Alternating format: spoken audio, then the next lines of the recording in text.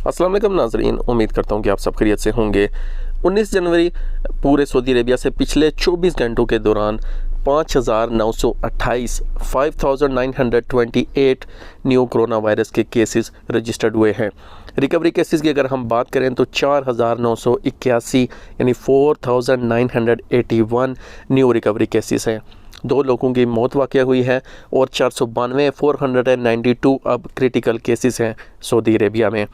कल के मुकाबले में अगर हम बात करें तो कल तकरीबन 5,873 यानी 100 से भी कम जो है वो मरीज़ जो है वो आज ज़्यादा रिकॉर्ड हुए हैं पूरे सऊदी अरेबिया से।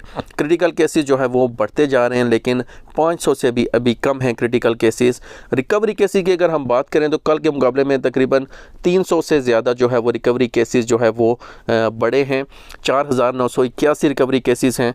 इंशाल्लाह सऊदी अरेबिया में जो कोरोना वायरस की डेली जो रिपोर्ट आती है उसके मुताबिक रिकवरी केसेस में जो इजाफ़ा हो रहा है वो बहुत खुश आइंदा है और आने वाले दिनों में इंशाल्लाह जो है वो कोरोना वायरस के जो केसेस हैं उनमें कमी वाक़या होगी। सऊदी अरेबिया के डेली अपडेट्स के लिए हमारे चैनल लाजमी सब्सक्राइब कर लें। मिलते हैं नेक्स्ट वीडियो में। अल्लाह हाफ़िज़।